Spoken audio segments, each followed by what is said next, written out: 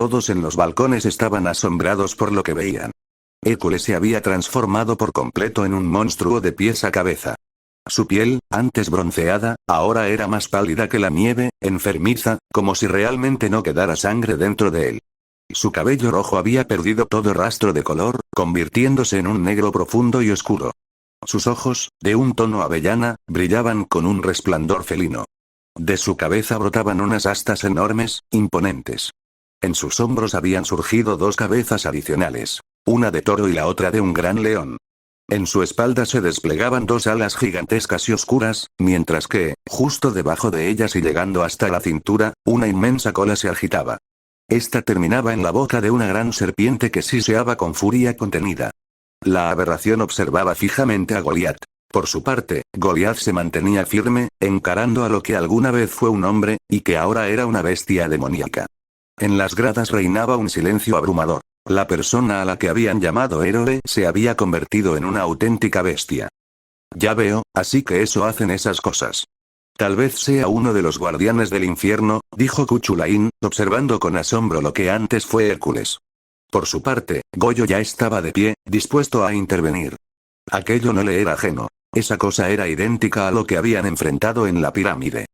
No interrumpas, aún no ha acabado la pelea, le dijo Cuchulain, al tiempo que levantaba su lanza y lo obligaba a sentarse de un solo movimiento. Estás loco. ¿No ves lo que le pasó? Esa cosa la va a matar, protestó Goyo con rabia. El asesinato está permitido en este torneo, replicó Carlota, agitando su abanico con indiferencia. Ustedes dos están locos, masculló Goyo, intentando liberarse, pero sintiendo el peso abrumador del poder de la lanza. Supongo que tendré que explicártelo, añadió Cuchulain, retirando la lanza mientras Goyo lo miraba con impotencia. Las armas malditas poseen poderes inhumanos que en su día pertenecieron al ejército del Señor Oscuro. Muchas están ligadas a sus portadores, pero existen casos como este, donde ni el arma ni el usuario logran sincronía, y entonces el arma toma por completo el control. Goyo abrió los ojos, comprendiendo la gravedad. ¿Quieres decir que ahora ella está luchando contra un monstruo de las leyendas? Sí y no, respondió Cuchulain con calma. Como dije, las armas tienen condiciones. En este caso, es solo cuestión de tiempo. Ella solo debe resistir hasta que el monstruo y el cuerpo se destruyan al no ser compatibles. El campo de batalla había cambiado por completo. Goliat levantó los puños, preparándose, mientras la criatura alzaba el vuelo y desaparecía entre los árboles. Ella adoptó su postura, anticipando el ataque. De pronto, la bestia emergió como un rayo por su costado, dispuesta a desgarrarla. Goliat levantó sus brazos y conjuró una barrera de barro. El monstruo atravesó el muro sin freno, pero la distracción fue suficiente para que ella esquivara el golpe. Un dolor punzante la sacudió. La cola terminada en la cabeza de la serpiente la había mordido. Gritó de dolor antes de ser lanzada contra un árbol, rompiéndolo en dos. Goliat. Gritó una voz infantil. Desde su palco, la pequeña Anastasia lloraba al ver a su campeona herida. La criatura no dio tregua y se abalanzó sobre ella, pero fue recibida por una lluvia de troncos. Intentó esquivarlos, inútilmente. Uno se incrustó en su ala, arrancándole un rugido desgarrador. Goliat no perdió la oportunidad. Con una velocidad colosal, desplegó nuevos brazos de barro, hasta tener 4 en total, y golpeó sin descanso al monstruo. Los impactos fueron brutales, destrozando poco a poco las defensas de Hércules. El monstruo intentó contraatacar con su cola de serpiente, pero Goliat la atrapó con firmeza. «Te devuelvo el favor», exclamó, lanzándolo como un látigo contra una roca cercana. Jadeante, cubrió su pierna herida con barro, acelerando su sanación. «Ya veo, así que esto es lo que ocurre», comentó Cuchulain desde las gradas, sin apartar la vista del combate. «¿De qué hablas ahora?», preguntó Goyo, algo más calmado al ver la fuerza de la chica. El pacto, lo que buscaba era sangre. Esa cosa llevaba almacenando la sangre de todas las criaturas que mató Hércules. El león de Nemea, por eso su resistencia. Las aves del estínfalo, por eso puede volar. El toro de Creta, por su embestida brutal. El ciervo, por su velocidad y reflejos. Y finalmente la hidra, por su capacidad de regeneración. Exacto, añadió Mari, conocedora de las hazañas del héroe caído. Ahora esa cosa tiene todas y cada una de esas habilidades. En el campo, la criatura se levantó. Tenía la pierna rota, la cola destrozada, un cuerno quebrado y las alas desgarradas. Pero como un demonio del infierno, comenzó a regenerarse lentamente. No te dejaré, gruñó Goliat, lanzándose de nuevo al ataque. Para sorpresa de todos, sus guanteletes comenzaron a brillar. Una masa de barro descomunal atrapó al monstruo, inmovilizándolo. Los guantes se movieron con velocidad bestial, descargando una lluvia de puñetazos. Era una masacre. Cada golpe destrozaba más el cuerpo del engendro. Finalmente, concentró toda su fuerza en un solo ataque. Reforzó el guantelete con barro y, con un rugido de furia, descargó un puñetazo demoledor. Gran golpe, titán de la tierra. El impacto generó una explosión de barro que catapultó al monstruo, atravesando los árboles. El cuerpo de Hércules colapsó. La transformación se deshizo, pero no regresó como esperaban. Su cuerpo se volvió flaco, débil, casi desnutrido. La piel aún pálida. El hacha maldita se había partido en pedazos, expulsada de su carne, incapaz de soportar más. No, no, no, no. Mi poder, no. Gritaba Hércules, tratando de recomponer los fragmentos del arma. Pero era inútil. Las piezas no encajaban. La presentadora Jane se puso en pie, asqueada por la escena. Viendo los acontecimientos, Hércules ya no puede continuar. La victoria es de Goliat. En las gradas todos suspiraron de alivio al ver que el monstruo había sido derrotado. La tensión cedió y, de pronto, las miradas se dirigieron a la vencedora. La fuerza de Goliat había sido tan abrumadora que hasta los más orgullosos no pudieron evitar admirarla.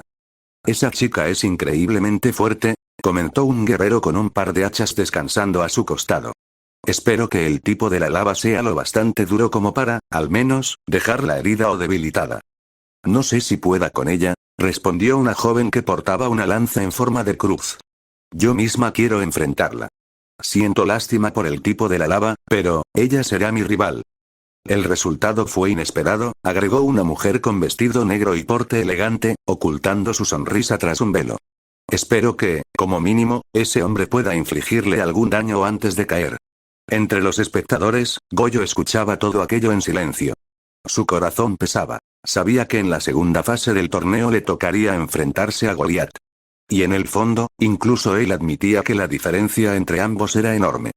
Jane, la presentadora, levantó la voz para cerrar la jornada. Y con esto concluimos las peleas de hoy. Recuerden que solo tendremos 2 combates diarios. Espero que hayan disfrutado estas batallas, porque mañana veremos algo aún más grande. El primer duelo será David, el verdugo de Dios, contra Vlad el empalador. Y luego, Morrigan, la diosa de la guerra, contra Tupac, el genio de la guerra. Un murmullo recorrió la multitud. Carlota, siempre serena, se levantó y agitó su abanico. Bueno, viendo que todo ha terminado, podemos iniciar con un pequeño banquete. Mañana verán nuevas peleas, y quizás nuevos desastres. Con esas sencillas palabras, dio por terminada la velada. Los espectadores se retiraron, muchos con el ánimo festivo, ansiosos por celebrar la jornada con vino y carne. Más tarde esa noche Goyo se levantó de su cama, los recuerdos de la batalla aún ardiendo en su mente. Se miró en el espejo. Sus ojos oscuros reflejaban cansancio y dudas. Encendió una chispa de sudor en la palma de su mano y apretó los dientes. «Soy un estúpido», susurró, pero no como un insulto, sino como un reproche sincero. Su don, hasta ahora, lo había usado de forma torpe, solo para generar fuerza bruta. Nunca había explorado su versatilidad. Recordó lo que Goliat había hecho con el barro y se sintió pequeño. Se vistió, salió de su habitación y comenzó a caminar lentamente por los pasillos de la torre. ¿Fuera esta noche?, preguntó una voz inesperada. Goyo se detuvo. Era un joven de cabello negro, vestido con un atuendo que recordaba al del antiguo sol naciente. Sus rasgos orientales eran claros, y su porte reflejaba disciplina. Lo siento, no quería molestar, dijo Goyo. Voy a entrenar. No deberías sobreexigir tu cuerpo solo por miedo a enfrentar a Goliat, respondió el joven, cruzando los brazos. Aún tienes tiempo. Goyo lo miró, sorprendido de lo fácil que aquel desconocido había leído sus intenciones.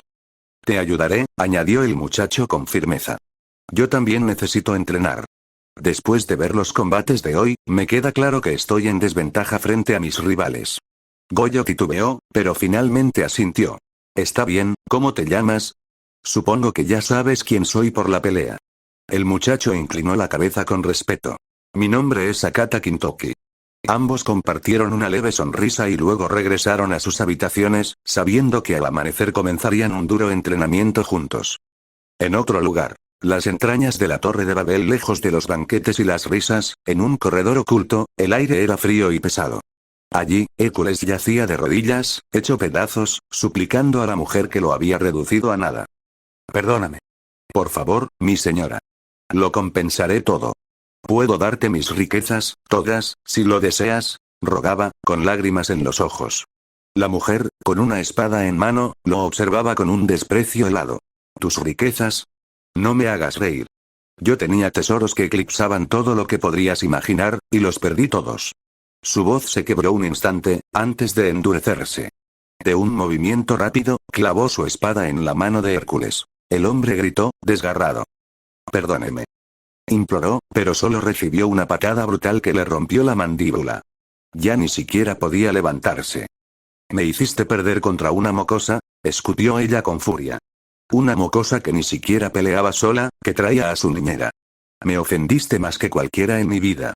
De un tajo, le cortó una pierna. Hércules gritó, cayendo de costado. «Perdiste, me deshonraste frente a todos, mira tu cuerpo, tan repugnante. Yo te traje porque pensé que eras un héroe, alguien cuya fama me serviría. Y ahora, descubrí que no eras más que un cazador de monstruos, movido por dinero». Clavó su bota sobre su pecho, presionando con tanta fuerza que las costillas comenzaron a crujir. «Mis caballeros encontraron a tus mujeres. 15, 4 de ellas embarazadas. Ninguna pudo resistir. ¿Eso es lo que llamas gloria?» El héroe, reducido a un amasijo de huesos rotos y llanto, apenas podía emitir un quejido. La mujer sonrió con frialdad y formó un sello con las manos. «Nadie me avergüenza y queda impune. Nadie». Hércules abrió los ojos con horror. No, por favor. Territorio. Con esa palabra, ambos quedaron encerrados en una prisión invisible. Allí, solo ella tendría control absoluto. Y en ese lugar, Hércules sufriría horrores sin fin. A la mañana siguiente el sol se levantó sobre la Torre de Babel. Las gradas comenzaban a llenarse otra vez, la gente aguardaba ansiosa los nuevos combates.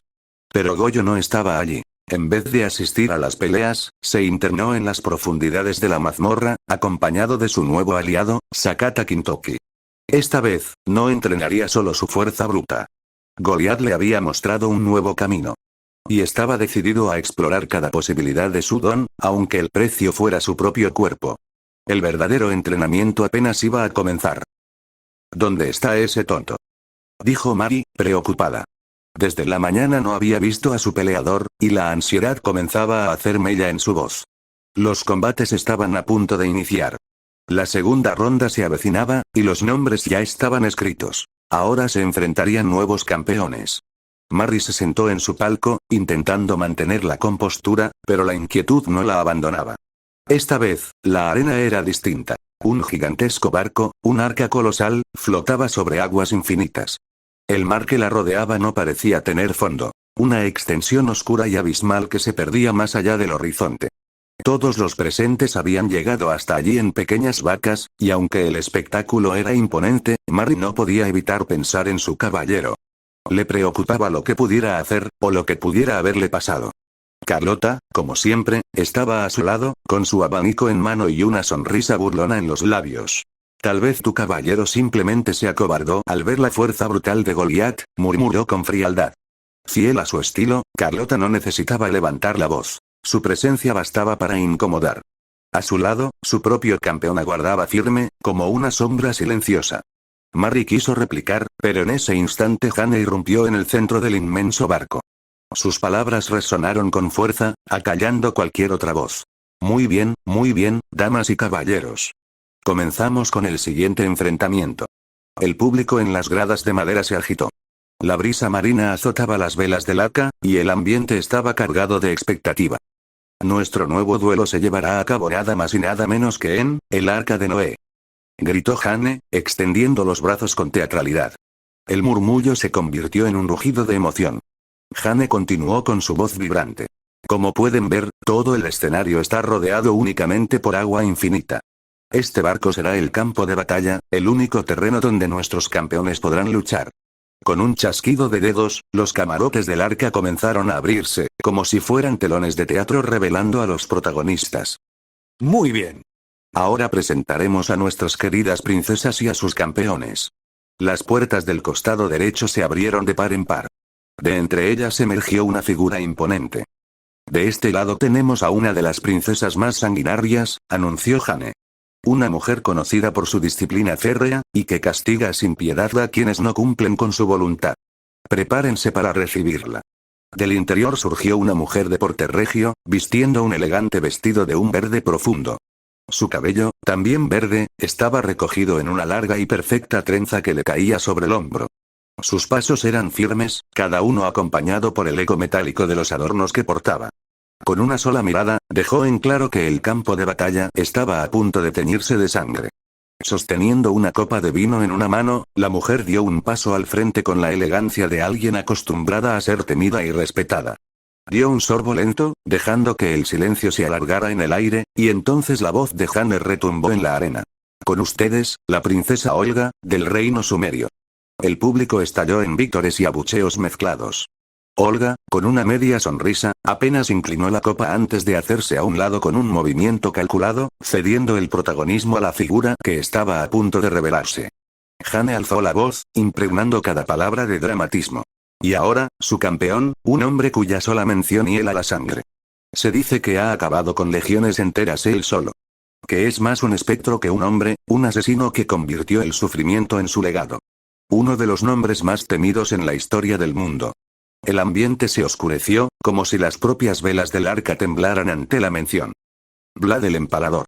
De las sombras del camarote emergió un hombre de andar tranquilo, pero cada paso suyo resonaba como si arrastrara consigo la memoria de miles de cadáveres. Al ponerse frente a su dama, no necesitó pronunciar palabra. A simple vista, resultaba desconcertante. No tenía el porte monstruoso que muchos habían imaginado. Sus rasgos eran jóvenes, casi aniñados, con un cabello largo que caía sobre sus hombros como un río oscuro. Vestía ropas semejantes a las de Olga, sobrias pero con un aire antiguo, casi ritual. Sin embargo, lo que más destacaba no era su porte ni sus ojos inexpresivos, sino el arma que portaba. En sus manos descansaba una lanza de 2 puntas, de filo metálico y cruel.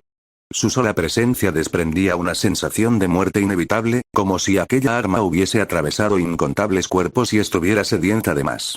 El silencio reinó un instante, pesado, hasta que Vlad se detuvo justo frente a Olga y, con un leve gesto, inclinó la cabeza en señal de respeto hacia su princesa.